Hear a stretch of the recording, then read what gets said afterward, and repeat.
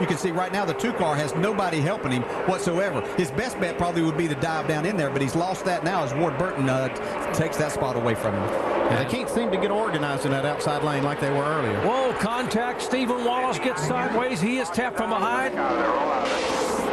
And this is the one no one wanted, the big one late, and Stephen Light has nowhere to go head on into the 41 car. There's the 90 car of Stephen Light, who's having such a great run as the 41 car of Reed Sorensen got spun around. And looks like the 66 car of Stephen Wallace might have gotten a little tap. His car abruptly turned sideways, and boy, that Stephen Wallace cannot catch a break either. They have had miserable luck the last 3 or 4 events. And here's our in-race reporter in the Aaron's Green Machine, and there's the Dodge of Stephen Wallace. Says heavy damage on the front and rear.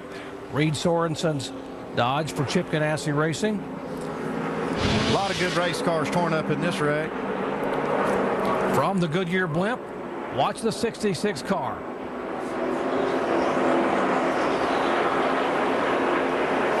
There again, he's up against the car right in front of him, who was Casey Kane, but he's still getting that push from behind because Reed Sorensen can't see that he's totally against that car, and that's where, you know, it just gets down to the end of this race, and we start, I say we do it in the Cup race too, you start running into each other and trying to help them get to the front as fast as you can.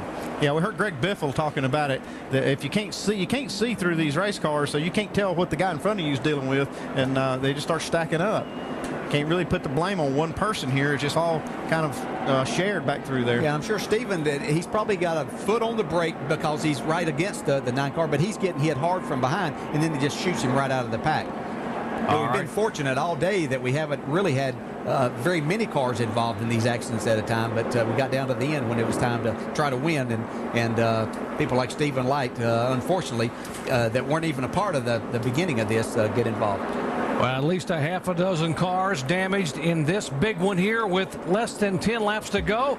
As you're right on board with Stephen Light in his City Financial Ford, let's watch what he saw just a moment ago off of turn 2.